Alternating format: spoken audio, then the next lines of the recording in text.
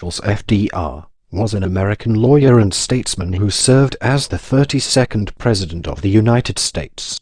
Serving from March 1933 to his death in April 1945, he was elected for 4 consecutive terms, and remains the only president ever to serve more than 8 years.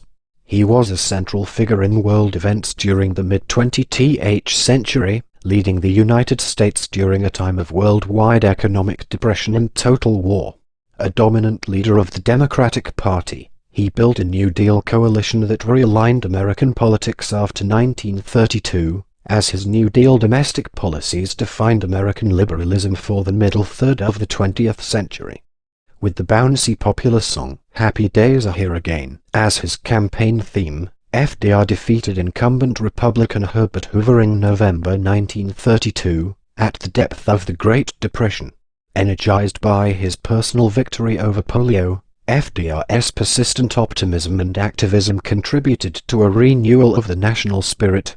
Assisted by key aide Harry Hopkins, he worked closely with British Prime Minister Winston Churchill and Soviet leader Joseph Stalin in leading the Allies against Nazi Germany and Japan in World War II.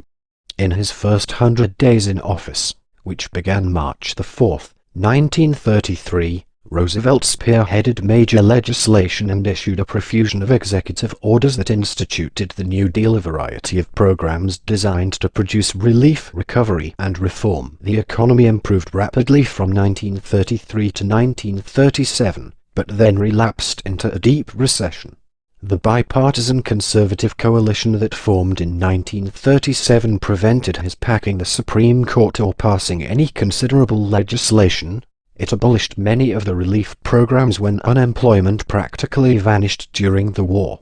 Most of the regulations on business were ended about 1975 to 1985, except for the regulation of Wall Street by the Securities and Exchange Commission, which still exists. Along with several smaller programs, major surviving programs include the Federal Deposit Insurance Corporation, which was created in 1933, and Social Security, which Congress passed in 1935. As World War II loomed after 1938, with the Japanese invasion of China and the aggression of Nazi Germany, FDR gave strong diplomatic and financial support to China and Great Britain, while remaining officially neutral. His goal was to make America the arsenal of democracy, which would supply munitions to the Allies.